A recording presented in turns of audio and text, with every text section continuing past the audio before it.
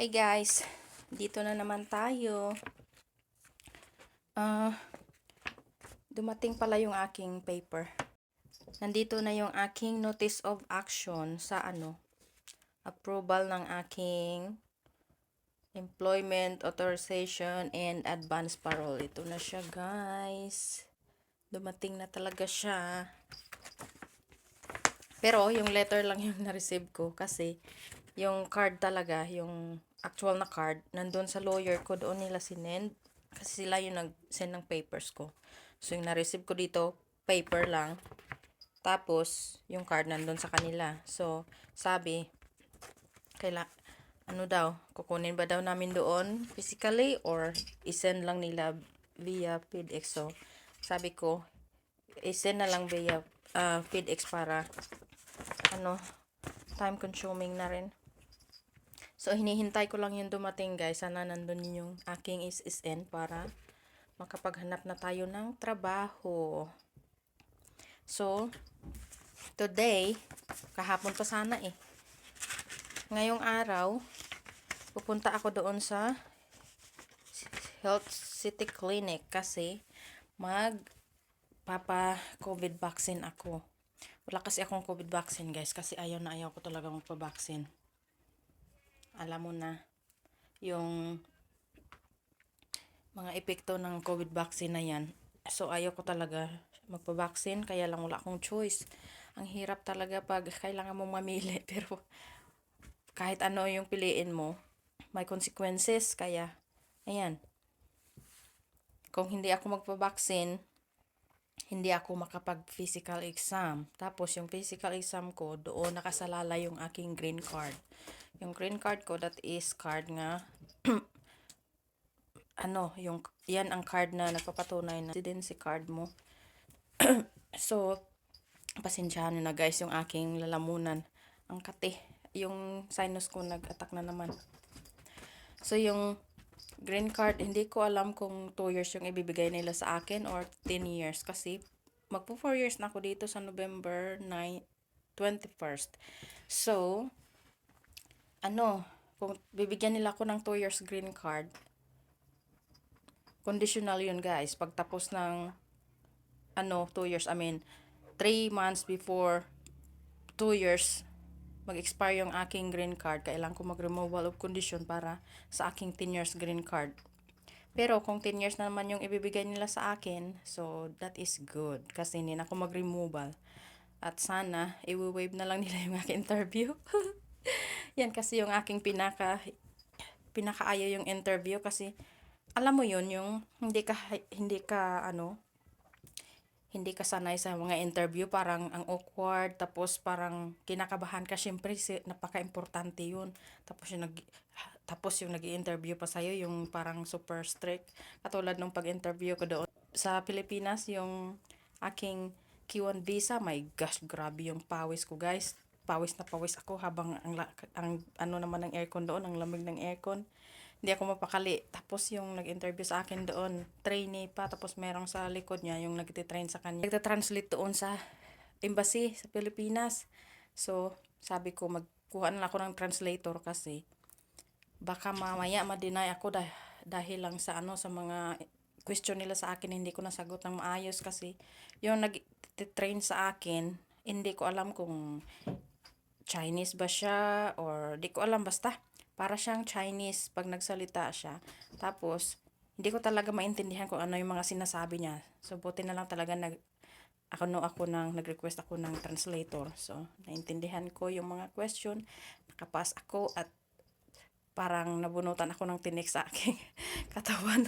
Kasi, pagtapos noon, ang gaan ng pakiramdam ko.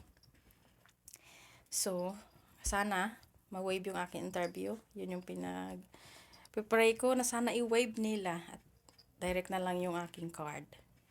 At sana expecting na bigyan nila ako ng 10 years since na ako dito, almost 4 years na.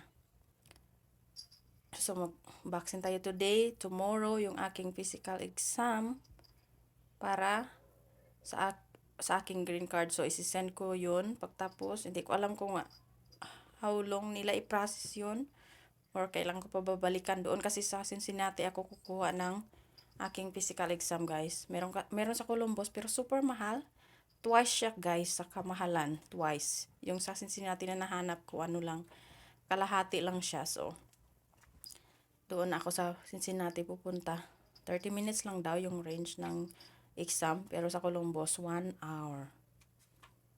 So, let's see. Kuha muna tayo ng vaccine. Silver spoon. Don't want to eat. Okay. Dito na kami, guys. Parking. Yeah, it's a bird. Parking lang kami muna. Tapos punta na kami sa aking pupuntahan. Ayan. Okay, you need to wait, Daddy. There's a car. Huh? Come on, Dad. Come here. Hey. Come here. Come here. Don't just run. Look, birds, Mom. Yeah, there's a bunch of birds. Hold Mommy's hand. Birds in the top tier. Look. Alright. Okay, let's go. It's right there, isn't it? I don't know. Down here. Hold Daddy's hand. Hold Daddy's hand. Hold Daddy's hand. Ayaw na talaga magpahawak.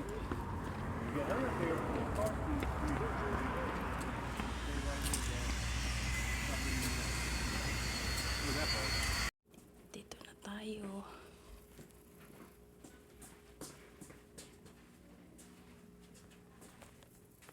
What you doing? Hello. She's one. So, kakagaling lang namin doon, guys. Naubusan daw sila ng COVID vaccine shot. So, maghanap tayo kasi kailangan ko talaga yung vaccine na to bukas. Para sa aking medical. Yung naka-appointment na yun. So, dahil naubusan ng COVID vaccine yung aming pinuntahan, punta muna tayo dito sa Rapid Fire Pizza. Kasi gutom na rin. The mozzarella provolone. She's putting cheese in a pizza. Oh, Yeah. You like feta cheese, James? oh. I don't know what I it is. usually get it on That's that cheese. and get it popped out. Does he like cheese? Mm-hmm. Yummy cheese. Still cheese. You know that cheese? He's making this pizza. Yeah, she's making pizza. He's gonna make this A bunch of the pizza. fresh mushrooms. At this time, Now we. there's Mamie and Daddy's pizza. Okay, this is Yeah. pizza. This is pizza, Mom. Yeah. This is pizza. Jessie wants some pizza. Okay. Yeah. Yeah! Ay, dito na kami, guys. You got your washroom collar, your whatever. Sa passport? CVS Pharmacy, yes. This is it, pansit. Oh my gosh, kinakabahan akit.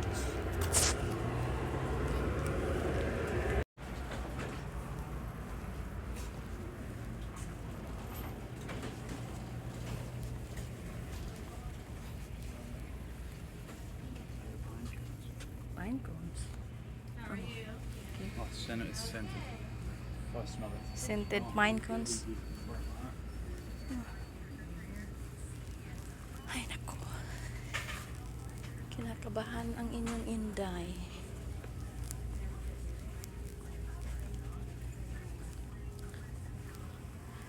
The moment of truth, guys. Ito na tayo sa pharmacy.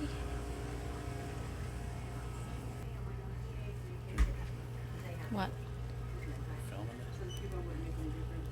Okay, maghihintay na lang tayo, guys, kasi may pinapilapan sila na papilis, tapos nilagay doon, sabi mag-wait na lang daw kami para sa aking vaccine.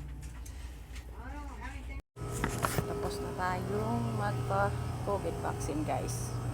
So I'm good to go tomorrow. I hope I'm not gonna get sick or something. It was like more shots tomorrow again for my physical exam.